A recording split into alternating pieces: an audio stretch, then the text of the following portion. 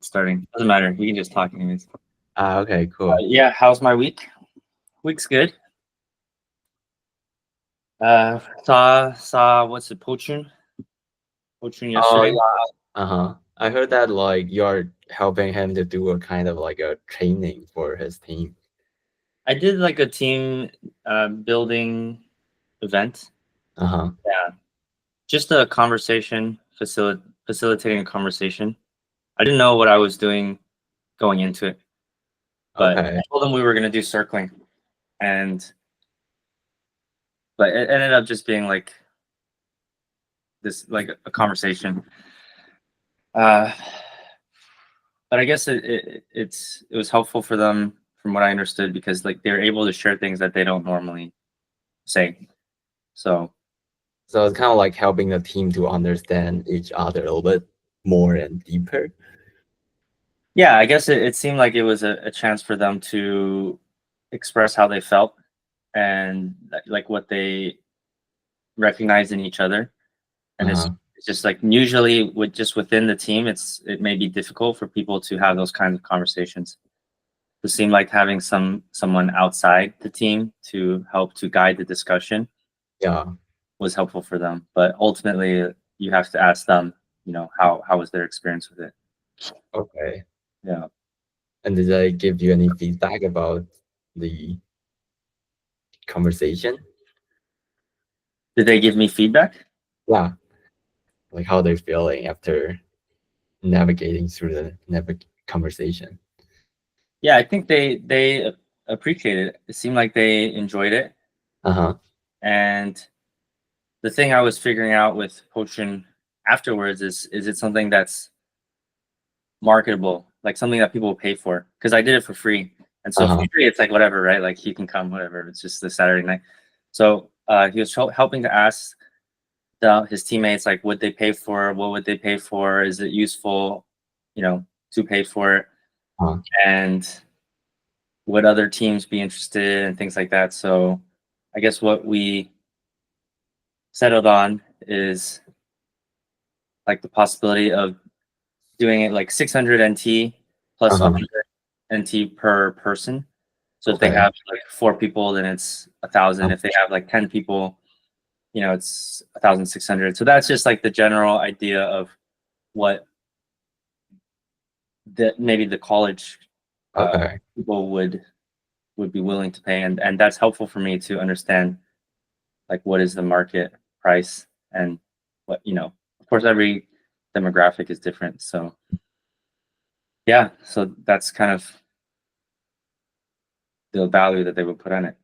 Or that's what we came up with. So he'll see if other teams might be interested, Uh-huh. and maybe it's something that's helpful for bigger groups, so like 10 people, Mm-hmm. because 4 to 6 it might be too small. Like you kind of Yeah. already know everyone, but if you have a bigger group, you start to have small Mhm. cliques. You just hang out with like your 2 or 3 friends, and then the group kind of separates. So it might be more beneficial for a larger group. So that's something else that we discussed, because he has a team of 6, but 4 showed up. Uh-huh. So it was just like 4 people plus me. And maybe in that context, people might feel like, well, we could just talk among ourselves. So Uh, yeah. okay. Yeah. Anyways, you feel free to ask whatever you would like to Okay, ask. okay. Yeah, I can like introduce a little bit about like me and why I think Pojin think that like it's good to connect with you. So Yes. yes, like so I also met Pojin at like the first because the landed has held 2 peak event. I met him at the first one, and then like I met him again at the second one, and then like yeah, we just chatted, and then she also think that like because I have been working on my startup for 4 years, and then it is not like going very well, so I'm like kind of thinking of taking a break from the startup, and then like rethink about what am I going to do for my life, and yeah, and then like one part of it, I'm thinking of like doing life coaching or relationship coaching as a side gig, and because my background in computer science, so I'm thinking that for the major part, I will still take on some software freelancing projects because I still need to like earn money. to like pay for my bills, and yeah. So, and then like at the same time also kind of spend some time thinking about like what do I do with my startup, and then like yeah. So, and Bojin said that like you are kind of doing this coaching, and then it turns out that it's like not like coaching, but yeah. So like that's why he think that okay, maybe it would be cool like for us to connect. Yeah. And he also mentioned that you have been traveling around the world, and then like I also like solo traveling a lot. So I'm like quite interested in like your stories, and then like how did you get here? Yeah, sounds good. Do you have any specific questions you'd like to ask, or you just want me to talk? So I guess I want to like understand about you a little bit more. So did you like grow up in the States and then come back to Taiwan? I was born in the States, and I grew up. I went to Taipei American School in Tianmu. So I went to American school, and then after that, I went to West Point, so Mhm. military academy in the U.S. Yep. And at that time, I didn't understand how the military works in the U.S. Uh-huh. Which is kind of good reputation and seemed different. So I went, and then after I was there, I was kind of like, I guess depressed would be the modern way to say it, but I knew that I could still get back into the military, and so I left West Point, Mhm. and then I went to a regular. I transferred to a university, Chapel Hill, like a regular university. Then I Mhm. chose to rejoin the military, and then was in the military for 4 years. Then was working in the States, and then was traveling for a bit, mostly since COVID. Uh-huh.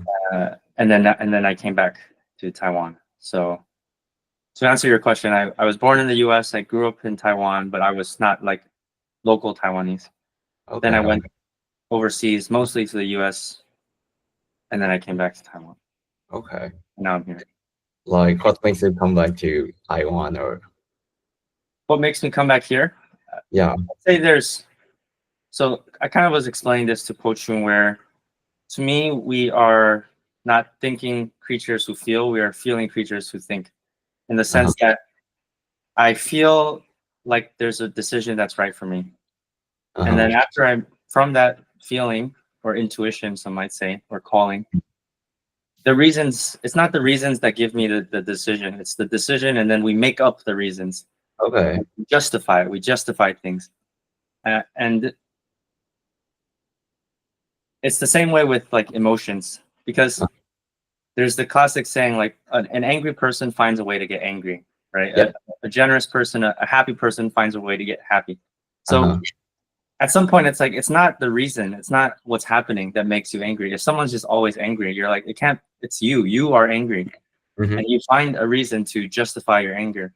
Uh-huh. So in the same kind of analogy, I felt the right like decision to come.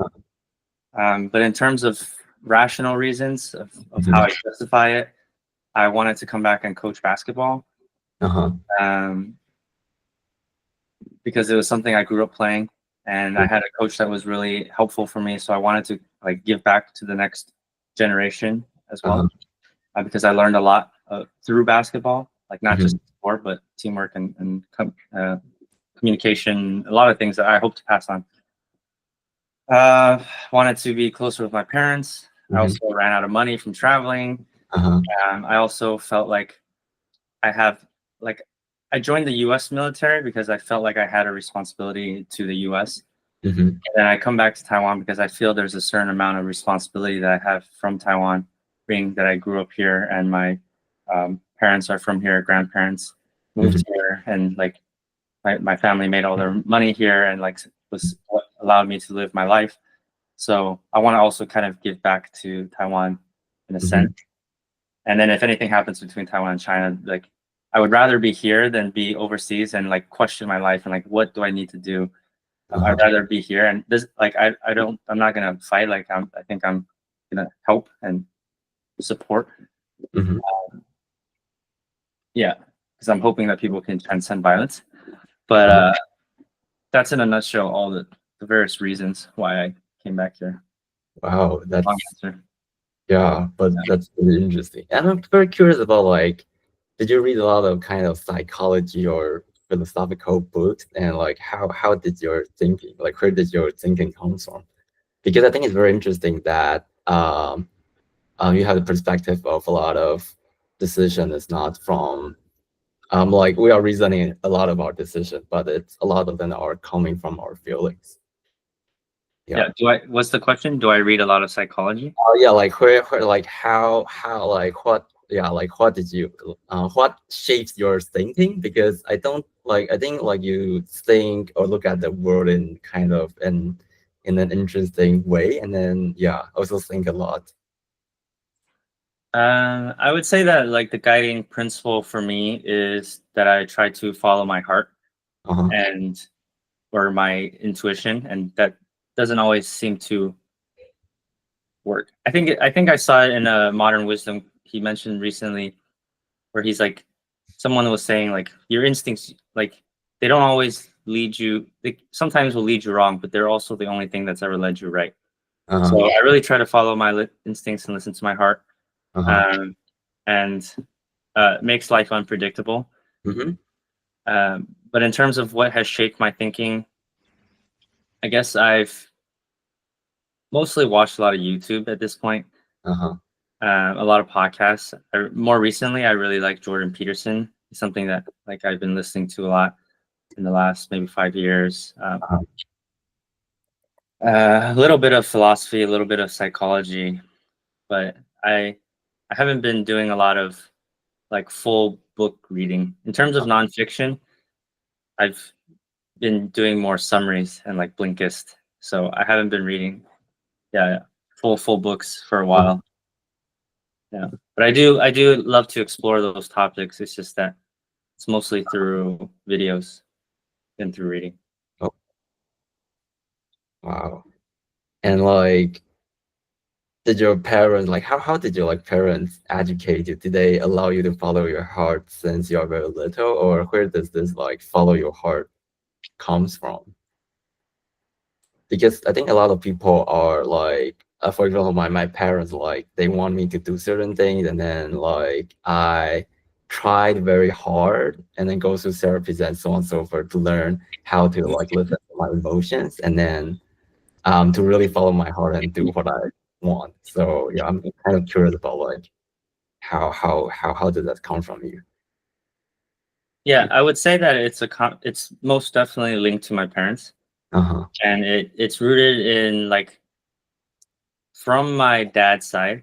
I would say that he was very unhappy Mm-hmm. with the way that he was raised and the way that my grandparents raised him. And I lived with my grandparents, but so my dad was like he didn't want to get involved really with when we were growing up. He kind of let my mom like take care of us, and he Uh-huh. was just making money working basically for my grandfather. Uh-huh. So it came from his own unhappiness. He's like, I don't know what's the right way to raise a kid, but whatever my parents were doing, like that wasn't right because I'm miserable. So he kind of let my mom raise us. Mm-hmm. I guess from my mom's perspective, yeah, like she needed to be tough on us because like we lived with my grandparents and they really cared. Like so, she made sure that we had to do well in school and stuff. But she also, yeah, did allow me to, for the most part, make my own decisions, Mm-hmm. even if she was. But she's also like always worried. Uh-huh. No matter what decision I've made since like West Point, Mm-hmm. basically since high school, like she's found a reason to worry about it. So in West Point, I was like, oh my god, he's gonna get bullied or brainwashed because Uh-huh. he's like an Asian guy from Taiwan. Then Uh-huh. when I leave West Point, it's like, oh my god, I'm worried he's throwing his life away. And when I join the Marine Corps, he's gonna get killed. Then when I want to travel, it's like then I don't get the vaccine and a bunch of every time like. And now it's like he has an unstable like career choice. Uh-huh. So there's always been something that she's worried about, and Uh-huh. that's what I keep going back to. Like the reason doesn't matter because there's always something. She's just a worrier, and maybe that's just what a mom is, or what her Yeah. personality is, or her could some would say trauma response would be. Mm-hmm. But yeah, definitely owe it to my parents who despite her worries, have tried her best to allow me to, you know, follow my intuition and do what I feel.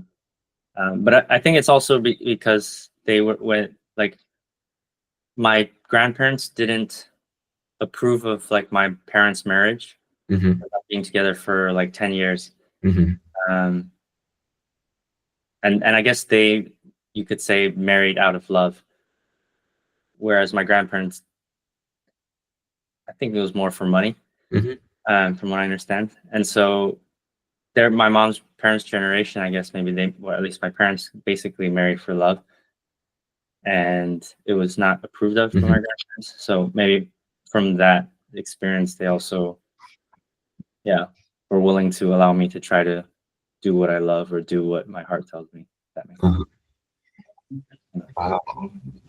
And like and when you are making those decisions, are you worried by yourself? Like, does some part of your mom's worry affect you, or you're like pretty much like a happy and confident person, just following your heart? There's parts of me that get stressed. There's parts of me that it's been a journey to surrender control, to let go, to try to have no expectations. Of course, it's not always easy, but that's been the journey for me. So yeah, I'm not really a worrier, but I did get stressed a little bit. I do get frustrated, less and less. And then releasing expectations, that's also been a thing. And then being able to like stay calm no matter what. I guess that's ultimately maybe the challenge, right? Like, no matter what's going on, if you can stay calm, I guess that's like the ultimate goal, or one of them. So yeah, I don't know if that answers your question. I think so. And then like I'm also curious about how's the education in the West Point military school like, because I saw that military is kind of a place that gives you a lot of expectation, and then don't like makes you to follow the command instead of, that is very different from letting go and then being calm. Is it like, so I'm like kind of curious about how's the education like in the military school, and how so the education of, I guess, West Point and the Marine Corps officer program, so West Point, for the most part, you have like your college classes, so that's just like regular classes. But in terms of the leadership and military aspect of it and the Marine Corps, I guess what they teach you is decentralized command, and like you take the intent from your superiors and you have decision-making authority based on like, what your level of analysis, because in wartime, it's very confusing and there's a lot of unknowns. And sometimes, the decision from the boss, they don't see everything. They can't see everything that everyone sees. So usually the ideal is that they tell you the why, like we're doing this because XYZ.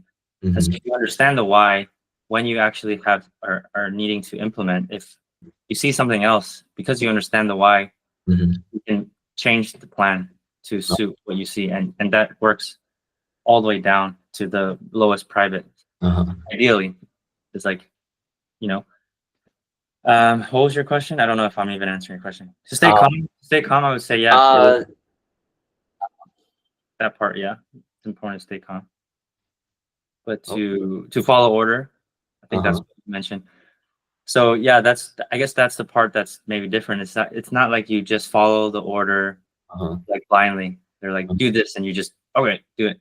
It's more like the idea is that they tell you the why, and then you fulfill the why. Now, is this executed perfectly? Is everyone like this? No. Especially in peacetime military, which kind of I was part of, because the military becomes bureaucratic, in my opinion. Like when you're not fighting, and actually, because the military is for war, okay, and if there's not a war going on or it's not active, then like the military needs to justify its existence. This is my theory. So there becomes a lot of inspections and a lot of like parades and um, bureaucracy, and then the way that people get promoted becomes different. Like and it becomes more like just kind of do what I say, and people taking credit and things like that. And it's just but that's not what we're taught. That's not what. Okay. Does that answer your question? Yeah. Okay. And how did you think the training there shape your life afterwards? Did you think it makes a huge impact on how you think and then how you make decisions after you get out from the military school? I think the biggest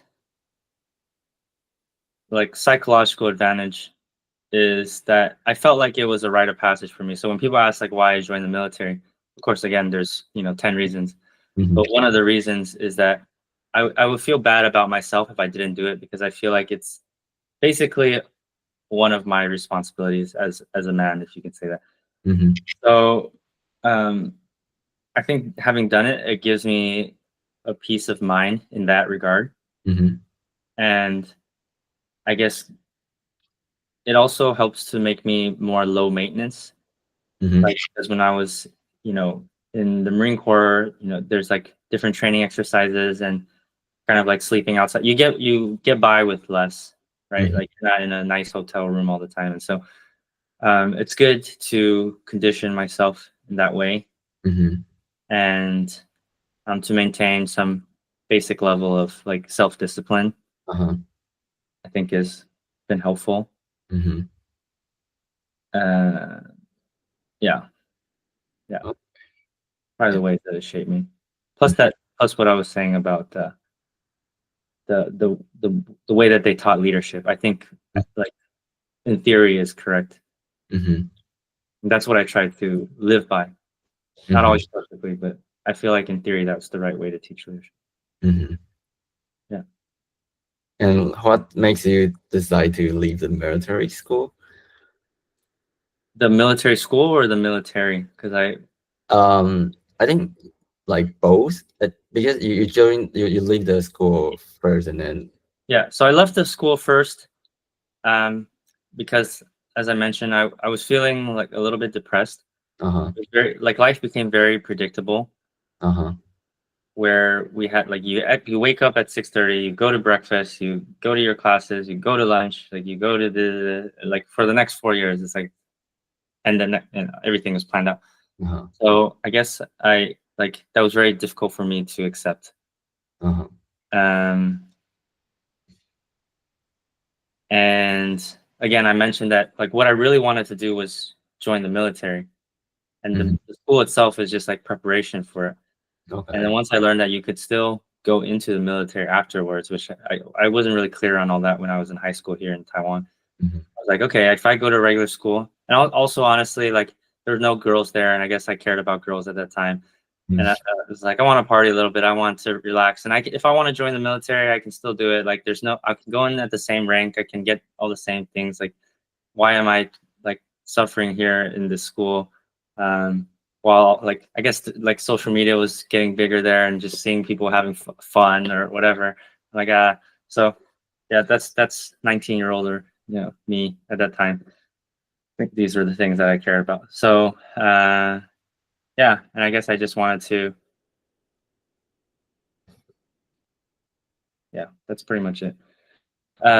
In terms of why I left the Marine Corps after 4 years, so I was there for 4 years. I knew I wasn't like I wasn't someone who was career military. I knew that I wasn't gonna do it for like 20 years because I kind of had something like I wanted to do something of my own. I wanted to be an entrepreneur of some sort. I didn't know what, but I just knew that like the structure of the military and doing it as a career was not what I wanted to do. And I guess, so I also was, I guess, feeling frustrated a lot because I couldn't pick like who I was working with. I guess that was important for me. Like it's and in the military, you just get assigned a boss and you get assigned people and where you live and all this stuff. And that was challenging for me too, because yeah, I had a boss that I really had trouble to get along with because, in my opinion, like I was trying to embody the leadership style that they taught, which is like this is just my perspective, right? Okay, so I'm not saying I'm right, but like if something is good that happened, like you give credit to your subordinates, and if something is wrong in your unit, like you take responsibility as the leader. And I feel like for him, because he wanted to progress, like, and again, in the peacetime military, it's like when something was wrong, I was just like, it's just like always my fault or someone else's fault. And if something's good, it's like all him. And like, I don't know if this is like, yeah, what they were teaching and how I would define leadership. But again, this is just one person, me speaking. So, yeah, but that, I guess that's the main reason why I left. I was feeling frustrated a lot. And I just wanted to do other things. Okay. Yeah. And then after you leave the military, just like start to travel around the world for a little bit. After I left the military, I was working in LA.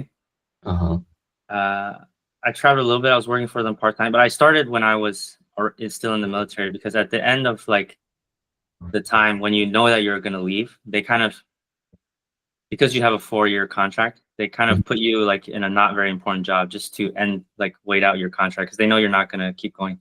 During that time, I had some extra time, and then I knew I kind of wanted to go into entrepreneurship. So I asked around. I talked with my roommate, who's like, I got a friend who's an entrepreneur in San Diego. So I went to see him, and he's like, I know another guy. So I got introduced to a guy who does like coaching for entrepreneurs in San Diego at the time. And I was like, oh, that sounds perfect. Like, I don't know anything about entrepreneurship. Like, I want to learn about it because I know I want to do it. I don't know what. So like, can I work for you for free? Like, just to learn about and be around these people, luckily, like eventually he said yes. And he just gave me some projects. And then eventually, like from working for free, I got on to like a paid position and then a full-time position. So I was working there for like 9 months or something. Like, no, in total, probably like 12, but I started from free to paid part-time to full-time. So total like a year. And then after that, I was like, yeah, I kind of want to travel. And then that's when eventually I started to travel. And the majority of that was spent in Thailand, because I went to Thailand. Originally it was just like a short trip, but then COVID hit. And it was very uncertain. No one knew what was like going on. And I was on a small island in Koh Tao. It's like a scuba diving island in Thailand, and it's like hot, it's secluded. I was like I might as well just stay here. And I was still working part-time with this company. I'm doing some projects online, so I had some flexibility and had some money saved up. So I was like, I'm just gonna stay in Thailand and see what's happening, right? And I ended up staying there for a year and a half. Wow. Before, yeah, so pretty much all of COVID. And then eventually when like it became more okay to like go to other countries, then I traveled a bit more in Latin America, like so Mexico, DR, Dominican Republic, Ecuador, Peru, Colombia. Those were the main ones. And then I also came back to Taiwan like 2 years ago. And then I was with my partner, my girlfriend, who I met in Thailand, and we traveled together. And then I was there, went to see her in Canada. Was from Canada, and we moved around a few places, and then she came back with me here to Taiwan earlier, late of last year. But for our own reasons, like we split up, and she went back to Canada. So now it's just me here in Taiwan. Okay. Yeah. Wow. And like, I'm quite interested about what is that entrepreneur coaching project? Is it that you do a lot of one-on-one coaching with entrepreneurs and startup founders and then help their personal growth? Or Yeah, so I don't really do any like life coaching. uh-huh. I don't know if that's what he had said that I do. Mm-hmm. Um, I've kind of experimented with different things where like a couple years ago I was doing kind of like men's coaching, Mm-hmm. and that was one-on-one. And then with my partner, we were hosting like kind of retreats for men and women. Mm-hmm. She was kind of working with women, so it's like, okay, I'm going to work with men, and we can also do things together. Mm-hmm. And yeah, now I've kind of transitioned into feeling like wanting to host events. Uh-huh. There's an element of coaching involved with the events, Uh-huh. but the main part is helping. I want to host events for families, like and helping them connect on a deeper level. Okay. So yeah, and I guess like teams or what I was doing with coaching Mm-hmm.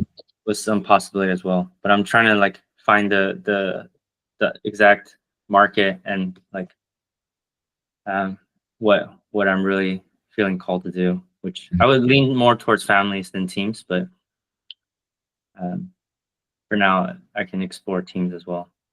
Okay. Yeah. And how did you learn all of this kind of coaching or training when you just started your kind of like your project after you left the military? Because at that time you don't have any related experience, is it? Yeah, I've kind of taken from everything, all the different experiences that I had, and kind of package it into something that's just me, I Uh-huh. guess. So, I mean, even just like from the military, there's things that I learned that, maybe people outside the military don't Mm-hmm. get exposure to, or from athletics, from basketball and coaching basketball. Uh-huh.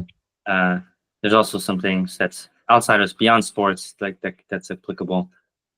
And like you mentioned, studying in psychology or philosophy, Mm-hmm. uh, or just like the International Coaching Federation, like their coaching model, Mm-hmm. and the different like activities, different retreats, and trainings that I've done. Yeah, all kind of just put together Uh-huh. to create something that's hopefully unique to Mm-hmm. myself. So it's not like any one specific model that I follow, Mm-hmm. but I would say that there's big influence, I guess, in like psychotherapy, and like I love asking about people's childhoods and things like that. Um, and then the coaching aspect of it, like I ask a lot of questions rather than I'm not giving advice. I'm not like telling you what the answer is. I believe that you have the answer, and I just ask questions to help bring it out. Mm-hmm. And yeah, and I guess spirituality, like I kind of did that. Um, and so yeah, it's just a different blend of different things, if that makes sense. Yeah. Okay. And why are you specifically interested in family relationship building or coaching? Yeah, so I would say that Rumi, who is, I believe, a Sufi poet, said Uh-huh. that your wounds are where the light shines through, something like Uh, that. uh-huh. So basically, I was thinking about this yesterday, like the circle of life. Uh-huh. Here's when you turn your pain into your power, or your mess into your message. Everyone has a different way of saying, cliche way of saying it. Basically, Mm. the first painful experience that I can remember is Uh-huh. like my parent, like I was maybe 5, let's say, and my parents got into a huge fight, Mm-hmm. and they were like my mom was gonna like leave the family, like they Mm-hmm. were both crying, and I thought like my mom was gonna leave. And Mm-hmm. then the next day, like I was really scared sleeping the whole night. The next day, I like woke up early to check on her, and she was still there, and I was relieved. But from that experience, I think I like created the story or the belief that like there's some instability in the family, Mm-hmm. and I needed to be self-sufficient. So Mm-hmm. in my 20s, like I was trying to be really self-sufficient, and like I went, was kind of pretty much on my own in the US, and like was kind of distant from my family, making decisions for myself, like, oh, I want to go to West Point. Oh, I want to leave West Point. Oh, I want to, like, it was just all about like what I wanted, and what I thought was right for me. And it was through like the spiritual awakening, if you can say that, or healing, that I realized that like it wasn't true, that none of us are really self-sufficient, and we need people, and I should put people first. So that was kind of like a shift in my thinking. And so coming back to the original, most painful, or first painful memory of like seeing my parents get in a big fight and like feeling powerless, right? When if you're 5 years old, you don't really have any tools to facilitate like connection. So you're just like a kid, and it was a theme throughout my childhood. Like I my parents kind of fought a lot verbally, and I didn't know. I wanted to solve it, but I had no idea how. So that's what kind of drove me to want to study psychology, personal development, all that stuff, therapeutic practices. So basically, I'm giving back what I wish I could have done, like when I was 5. And I think that's probably, my theory is that most people's like purpose is probably found through that. Yeah. Like whatever your first painful memory is, like, and what you wish you could have done at that time or whatever, that's probably like what you're here to give to the world. So if people can find that, then yeah, that's what would drive them. So that's, I hope that makes sense. Yeah, I think it totally makes sense. And yeah. So that's why this matters to me. Why I feel it's like my calling, if you can say. Okay. Wow. Then thanks for like sharing your wounds. I think, yeah, because like my purpose is also similar. My purpose is that I want to help more people to accept their emotions and then their authentic self. And the reason is also because I think I have some like childhood trauma in the like when I'm being raising up, and then like my parents didn't really encourage me to like express my negative feelings. And then after like 2 or 3 years of like self-discovery, and then like go to a therapist, and then just a lot of healing thing, and I think that's why I also like find my purpose of doing that. So Good stuff. Wow. And how like, and how is that different from being a therapist or like doing a family coaching, I guess? How is it different? Yeah, from like therapist and from being a therapist. Yeah, well, first of all, like there's different kinds of therapy. There's a lot of overlap. And I do learn from therapists. I'm just not a licensed therapist. Like I'm not. Yeah, so I have this like, I'm in and out of the system, I guess is how I operate. Because when you're a licensed therapist, there's pros and cons to being in and out, either in or out of the system. And I think like the plus side is that there's potentially someone or some organization that's certifying you and making sure that you're legit. But on the flip side, you can also get controlled, and like, I guess we saw that with Jordan Peterson, where it's like the Canadian like psychology, whatever, was like threatening to take away his license because he was speaking what he believed was right and things like that. So it can become tyrannical also. I guess the thing about like why people will be drawn to entrepreneurship is you don't necessarily, like, the market determines your worth. Like you can't hide behind your certification. Like you have to be good. In general, to be an entrepreneur. You're like, like Elon and things, they'll say like, yeah, your degree doesn't really matter or whatever. Like to be an entrepreneur, your degree doesn't really matter.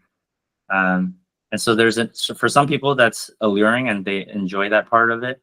For some people, they don't like that part of it. And they're like, no, like, like there's safety within the official structure and system.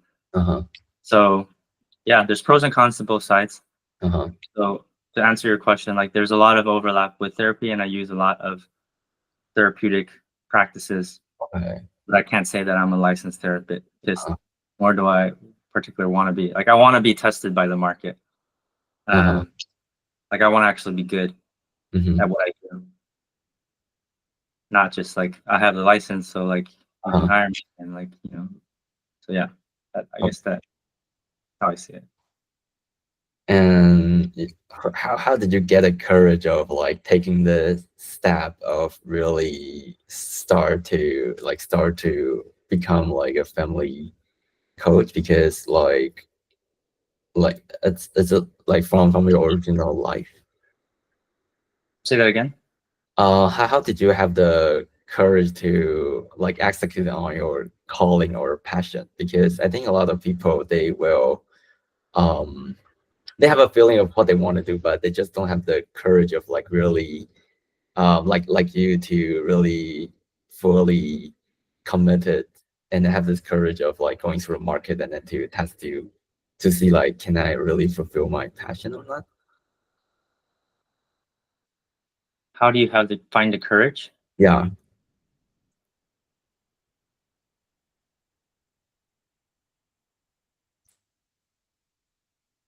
Well, I guess I'm gonna try to borrow from Jordan Peterson, and he says he's not courageous. He just is afraid of the right things, Uh-huh. and so I'm afraid to like live with regret. And Uh-huh. 'cause there was that article or whatever book that the nurse who interviewed people who were about to die, right? Like when they're very old, and what their top regrets were. And the one that stood out for me was a lot of one of the top five was that Uh-huh. they wish that they had lived a life true to themselves and Uh-huh. like had the courage to live a life true to themselves as opposed to the life others expected of them. And so I guess when I read that, I was like, oh, this resonates, and I want to have the courage to live a life that's true to myself. And I guess I'm afraid of not doing that, Uh-huh. and it's maybe a muscle too. Mm-hmm. It's also like it's been a journey. Like my parents have helped me and supported me financially and otherwise through at various stages. At this point, I'm like I have like 10,000 NT, and Mm-hmm. like I'm like pretty much broke. Mm-hmm. And so you have to be you have to get used to that or like be okay with it to some extent and accept it as part of the journey. Mm-hmm. But I don't know how to answer the question of like how do you find the courage to do it. I guess maybe it's just be afraid of the right things. Uh-huh. I don't know. I couldn't tell you. Okay. And I'm also curious about like uh how are you feeling of getting the parent support right now? Because currently for me, in my bank I only have like 20,000 NTD too, and then like I'm living in my house, and then like during my period of doing a startup, I have not been like really earning any salary. And then yeah, so I'm like curious about how did you feel about like at this age and then still being kind of like supported by the parents, although you know that you are doing the right thing for your life, which is following your passion. I think there's a mixture of like shame and gratitude. Uh-huh. Um,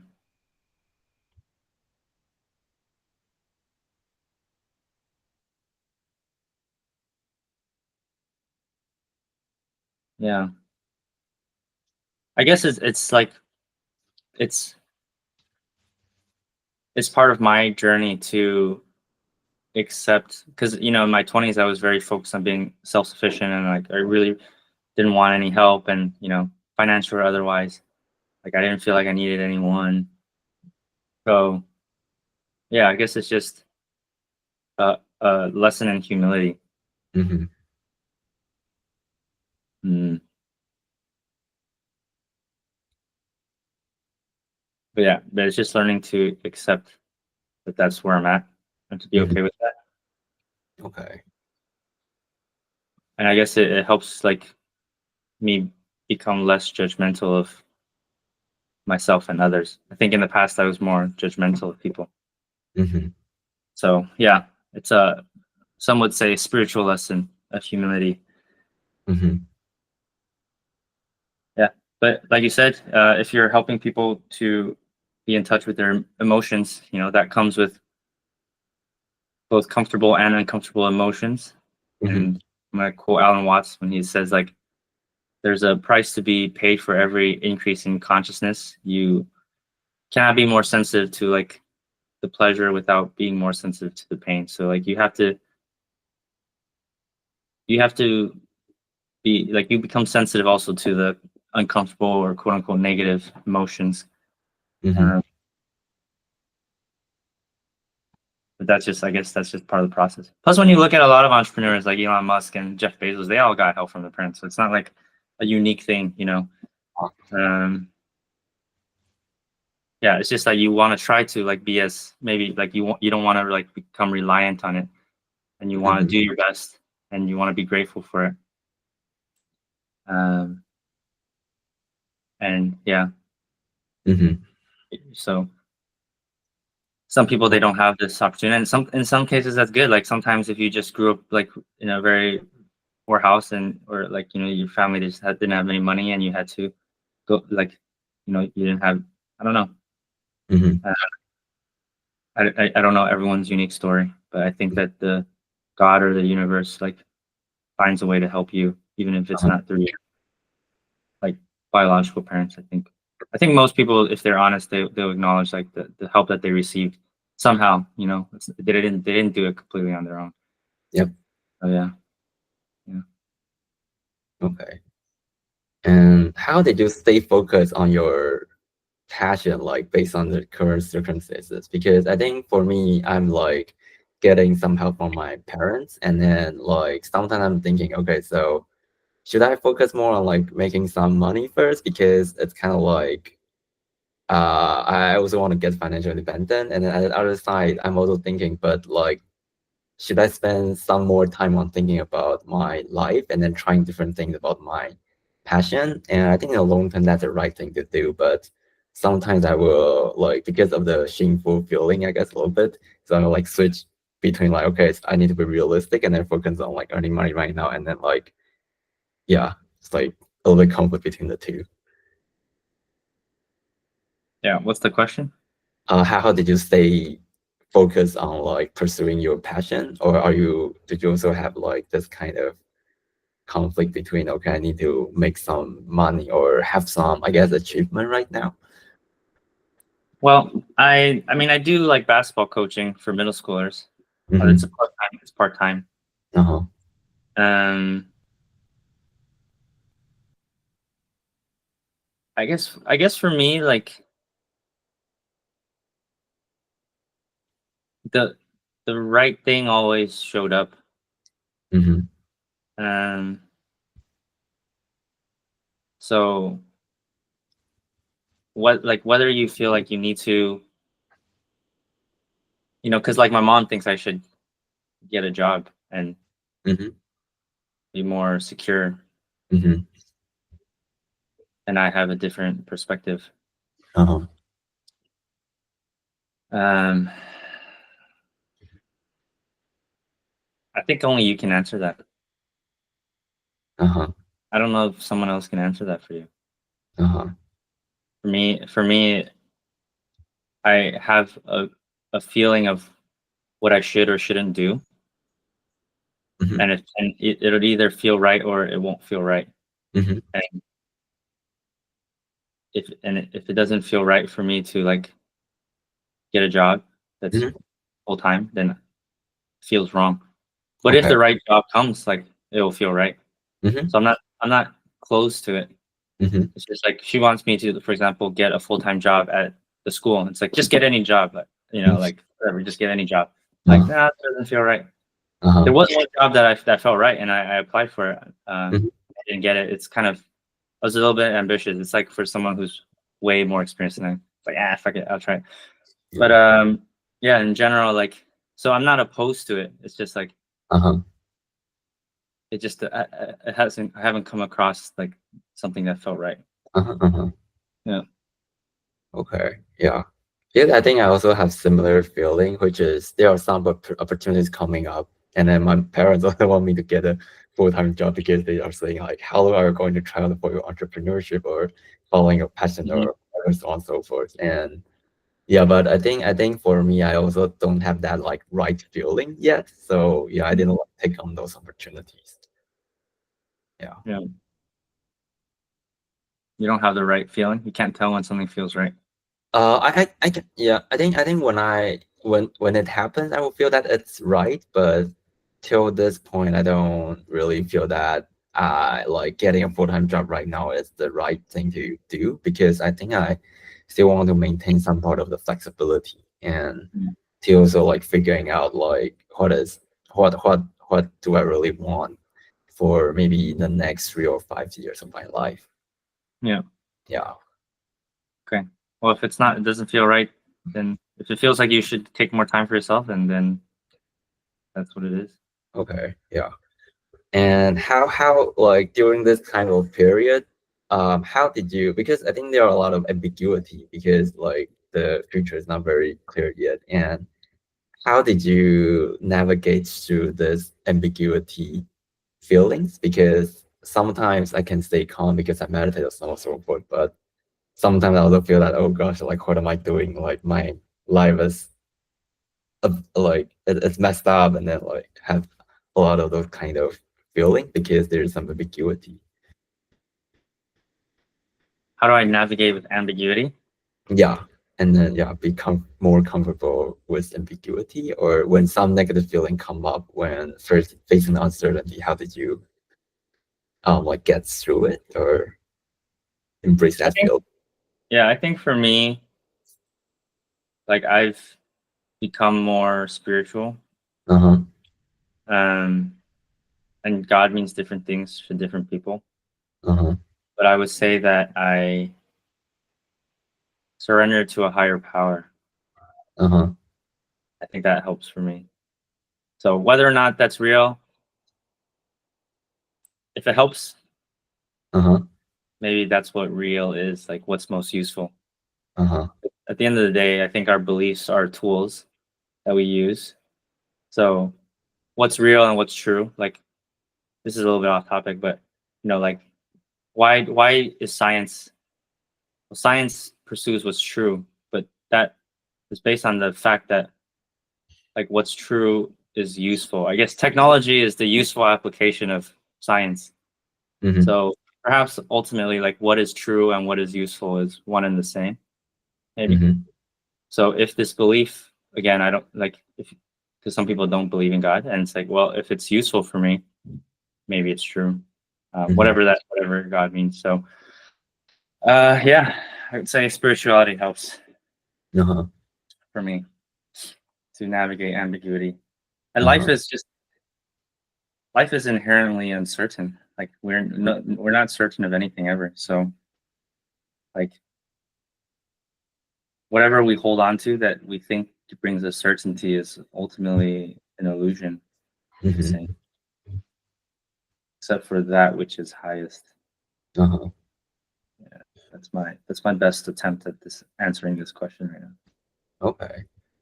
And in the beginning, you said that it's a little bit hard for you to kind of managing the expectations and then to accept like this ambiguity or accepting like the life. And what is the difference between that time and like the current version of you, or how did this spirituality helps for you, or how did that transforms you, I guess?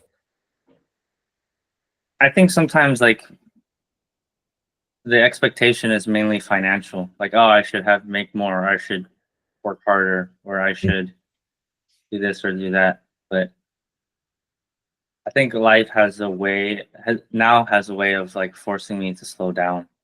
Mm-hmm. And it's been a journey to just like accept that, Mm-hmm. regardless of my external or my situation. Mm-hmm. Um, yeah, I don't know. I don't know what more to say to that. Uh-huh. It's just that I guess it's like it's just being present Mm-hmm. and just accepting the present and not thinking that I should have this or I should be doing that. It's really just being present, and Mm. that, like, when you accept the present, that's when the suffering goes away. The Buddhists might say, like, it's our attachment or expectations that lead to our own, like, Mhm. suffering. So yeah, it's that's the journey. And what did you think during this journey that helps you to stay in present? Did you like meditate or just read when you read more, or like when you talk to more experienced people, and then like you What's helped just, me to stay present? yeah, like during this journey?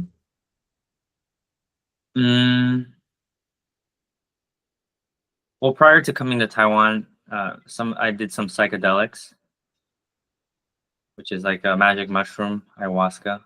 Uh-huh. Those were helpful. Uh-huh. I did like a couple tantra retreats, which is about presence. Uh-huh. But I think every like, for example, when I was talking about to Po Chun about circling, that's like a group talk meditation, basically. Uh-huh. So it's not like one thing. It's a practice, and I feel like every time I do those kinds of practices, I dip into presence. Or Mhm. like martial arts, I was training like jujitsu, not recently because I got hurt, but like in sports, a lot of times it's like the flow state, right? Like you do things that get you into the flow state, whatever Mhm. that is for you. Mhm. Martial arts is good for me because you can't really think about anything else when you're doing it. And I guess it's like a conditioning thing, right? If you can get into the flow state Mhm. uh, repeatedly, Mhm. then it becomes like you get good at it. You get better at it. Mhm. So I can't say that I'm great at it, but I get better and better at getting into flow state. Uh-huh. Yes. So yeah, whatever practice you do or practices that you do that help you get there. Okay. Because ultimately that's what like presence is, right? Like when you're in that flow state, you're just present, Yep. not like thinking about a bunch of things. Okay. So you will suggest like maybe me or like other people, if they are going through a period that is having a lot of ambiguity and then want to stay present, to just find something they do that they can enter the flow and then be present. Yeah, Okay. good start. Yeah. Mm-hmm. Do you do anything that gets you there? Yeah, so I meditate every day, and then every morning I wake up and then I will walk on the treadmill, and then I will like plug my AirPods, and then like playing some white noise like raining sounds, and then I will like walking on a treadmill and while reading, and then also taking some notes or journal, and then I will like turn my phone to flight mode and then do not disturb mode. And then whenever I read and have any thought, I just like type down and then continue this process Yeah. for about like 2 months. And I think that's quite helpful. Yeah. Yeah. Yeah, if it helps you. Yeah, that's for sure. I would recommend that. Like whatever, everyone finds their own thing. Mm-hmm. For some people it's yoga, right? For some people it's breath work, or Mm-hmm. whatever, sports. Yeah. Yeah. I think so too. And I think photography also helps me because like I like to like shoot photos, and I think that like when I'm walking around and then observing the little cute moments around the city, and I think that's also gets me into the flow, and I think that's pretty good too. Yeah. Nice. Yeah. Okay. And yeah, I think you're like pretty cool, and I'm glad that I think you're the first person that I can talk to about kind of um especially like that is like my current state, because for example I'm like getting some financial support from my parents, but I cannot discuss this with a lot of friends because they will say, oh, like you're quite lucky, your family quite lucky, and then like we are starting very hard to live in Taipei, and then blah blah blah blah, and then like yeah. So I think it's very great to talk to you, and I don't think there's a lot of people that I can talk to about or have a similar experience like this. Yeah. So How old are you? I'm 27. 27. Yeah. Okay. And how old are you? What do I look like? It looks very young, like 20. Yeah, I think like 20, like below 30. 20, 20. What do I sound like? You sounds like Yeah. I think you're very mature in your heart. Like, yeah. I think you like your mental age is more like I guess like 35, 40 or something like that. Yeah. But you look young. I'm 33. You're 33, okay. Mm. Wow. Gotta drink water. Okay, I'll listen to that advice. Yeah. Yeah. Yeah. Well, yeah. I mean, it's a pleasure, and I'm glad you're on this path. Um, It's an adventure, I guess, right? Like you can't predict it, yeah. but Yeah. hopefully it's your truth. And I guess I guess I'll ask you a question. What Sure. like what people or like groups do you feel are important to you? Let's start with that. Important for me, uh I think one group that's important for me is my college friends because I can feel a sense of belonging there. And then my friends are like all in Taipei right now, and then they are also trying to grow and then become a better version of themselves. So I think that's a little bit like a secure castle or secure like safe harbor for me. And then because I feel that I have them, so I can like freely explore by myself. Yeah. Your And college. yeah, my college friends. What can you give them? I think discuss about their life or their happiness because I feel that I'm quite good at listening and then like asking some question and then to make them think. And also I think like my experience is also very different from them because a lot of my friends or a lot of Taiwanese they will just study grad school and then go to a company and then work.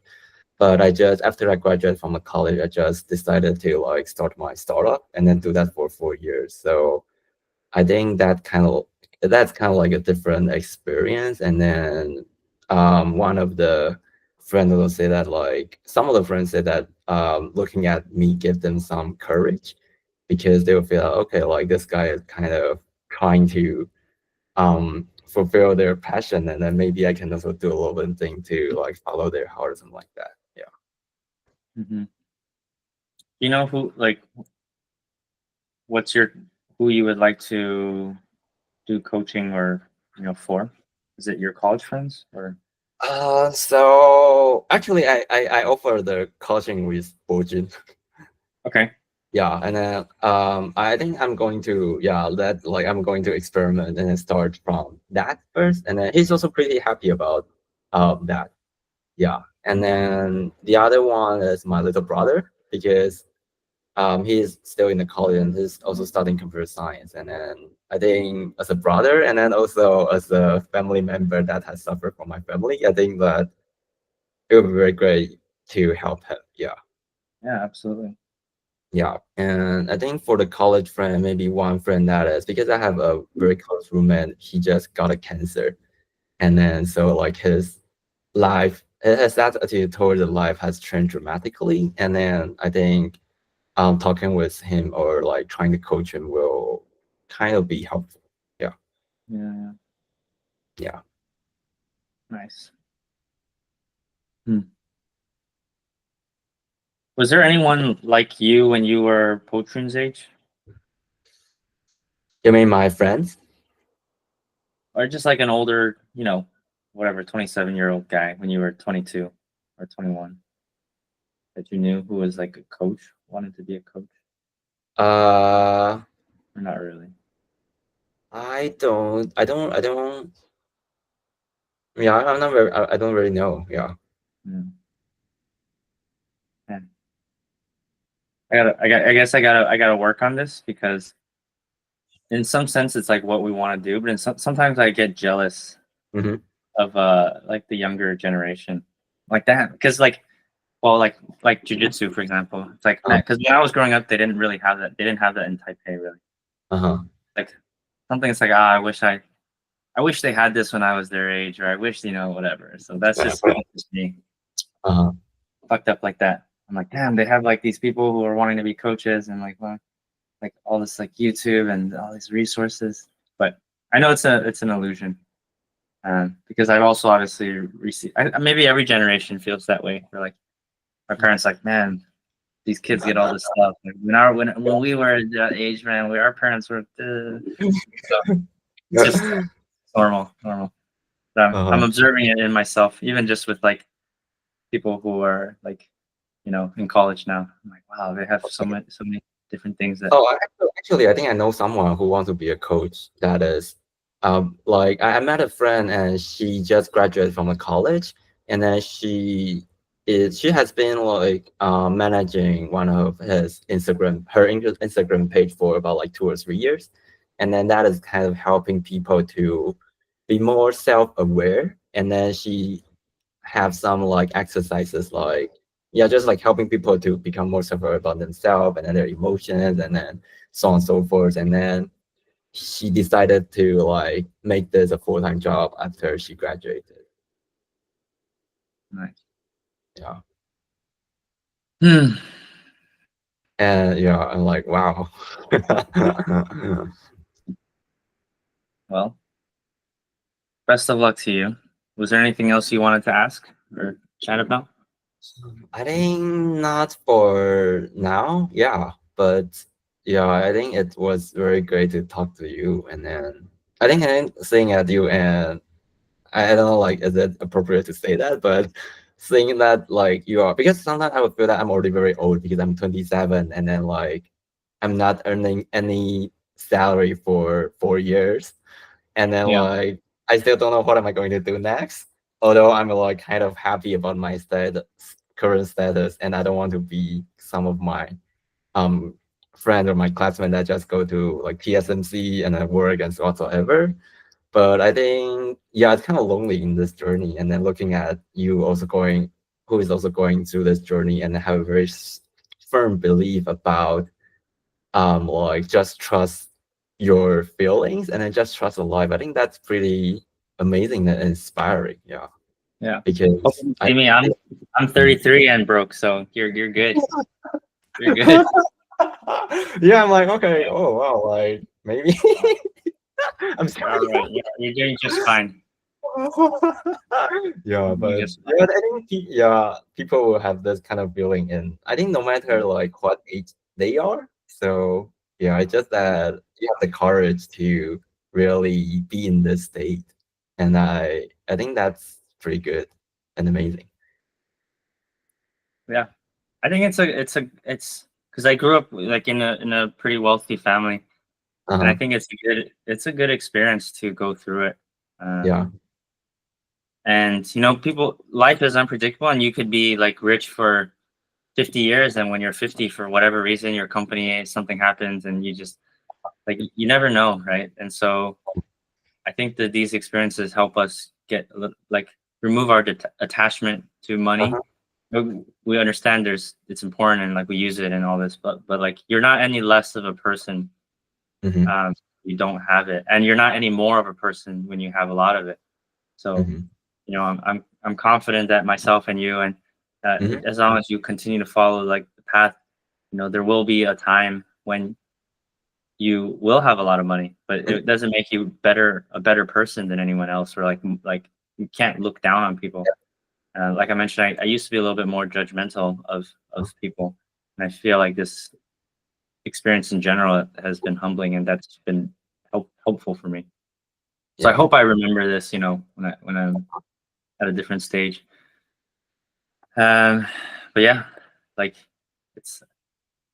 I really like Macklemore's song, "The Good Old Days," because like one day, like in 10 years or whatever, you look back and you'll be like, oh man, that was actually like fun. Like those times when when you were going through the journey and the quote unquote low points. So it's just all part of life. I'm glad that my situation can help to inspire, but also help you to like feel better about yourself? Yeah, So hard. yeah. I think it makes me feel better, not because of like in a I think in a comparison way. I think it makes me feel better because I feel that I'm not that lonely, and I guess I think also because I feel that someone also believe in what I believe, and then I think that's what helps me. Yeah, it's not because like you're 33 and I'm 27, and then Yeah, I'm yeah. not like right. Yeah, but yeah, I think it's because You're not of alone. You're not alone. yeah. Uh-huh. Yeah. Where do you live? I live in Taipei, like Songshan 民生社区. Okay. Uh-huh. And where did you live? I'm in Siling. Siling. Okay, okay. Well, maybe another time we can get together and see if there's something we can try to make together or just Yeah, I think explore that'll a be little bit great. more. I think today, like, mostly you were asking me questions, so I didn't really like learn that much about you. But maybe next Uh-huh. time we'll figure something Yeah, else out. sure. We're happy to. Or the Yeah. next pitch landed event, if you're going to that, then maybe I'll see you there. We can chat a little bit more. Okay, sure. Yeah, I think I'll probably go there if I don't have other appointments. Yeah. Okay. Mhm. Okay. Well, And can you like did you have any like advice that is most helpful for you? And did you have any advice that you think that would be helpful for me? well, the advice that I have for myself is Uh-huh. to enjoy the journey Uh-huh. and to put people first. Okay. Now, the advice that I have for you Uh-huh. is I would ask you, what advice would you give your 18-year-old self? Okay. What advice would you give your 18-year-old self? I guess also trust your own. I think first of all, like embrace whatever emotions that you have, and then embrace any ambiguity, and then have trust with your feeling, and have trust with yourself, and have trust with the life. Yeah, That's what you would tell your 18-year-old self? I think so. I think so. Yeah. There you No. go. Yeah. That's probably what you most need to hear now too, right? I think so. Yeah. So I Yeah. couldn't give you advice because I don't know you. Like you know yourself and you know what advice you need, which is the same Uh-huh. advice that you would probably tell your 18-year-old self. Wow, that's a Yeah. very powerful question. There you go. Uh-huh. Take it. You can use it for Okay. people. Okay. Thank you very Take the much. And tools. Spread the uh tools. yeah. Yeah. Okay. I like that. Again, I don't feel like my philosophy is that I don't I don't I'm not here to give you the answers. I'm here to Yeah. help you feel the answers within yourself. That's what Yes. I believe. Uh-huh. So you're showing that you have the answer already. Uh-huh. Because Okay. otherwise I would Okay. tell you something that I have no idea what advice you need to hear. Right? Yeah, that's true. I Be also better. believe it. Just be better. That's my advice. But that's a joke. Okay. Yeah. Thank you very All right. much. Yeah. And finally, can you like send me some of the podcasts or YouTube that you think impact Yeah. you? Yeah, I would like to also take a look at it. For example, like the Jordan Peterson, I didn't know this guy, and yeah, I would like to check that out. Have you heard of like modern wisdom? Modern wisdom? I Yeah. don't think so. Modern, yeah. Diary of a CEO. You mean so modern wisdom is what CEO? No, there's another one that's Diary of a CEO. Oh yeah, I saw that. Yeah, I read that book. Yeah. Modern wisdom. But if there's one like thinker, uh, I would suggest Jordan Peterson. Jordan Peterson. Okay. But people also like Jocko Willink, but he was a military guy, Navy SEAL, like 20 years, and so he's more like I guess they say a lot of the same things, but Jordan Peterson's more of an intellectual, like from Uh-huh. studying history and from all this stuff. And Jocko Uh-huh. Willink is just from like he's more rough and he's more like a tough dude giving Uh-huh. you the advice from his life, which they just say it, have a different vocabulary to express it. But I really like Jordan Peterson. Okay. What is the second guy? Jocko Jocko Willink. with But I Willis. don't listen to him as much. Oh, But some okay. people like I think that's how you spell it. Oh, okay. Yeah, I got it. Okay. Yeah. Jordan Peterson, his interviews with he was on Joe Rogan a bunch, Uh-huh. 4 times, maybe 5 times. Uh-huh. He has a biblical series that's really good, Mm-hmm. especially the first episode maybe. So Mm-hmm. he was talking about the Bible and the psychological, basically analyzing it from a psychological perspective. Mm-hmm. And it really helped to open my eyes to the wisdom that's in the Bible. Okay. Like, oh, because I didn't grow up religious Mhm. that way, and yeah, and then yeah, he has some other ones. He talks about Pinocchio a lot. Uh-huh. It makes everything sound like genius, I guess. So yeah, try him out. Try him out. But he's got a lot of stuff, so I don't want to overwhelm you and give you a bunch of content to consume. Okay. Yeah, I'll definitely check it out. Yeah. All right. Okay. So yeah, thank you very much for your time, and yeah. Likewise. It's a pleasure. Yeah. So Take care. yeah, take care, and then I guess see you on the next event.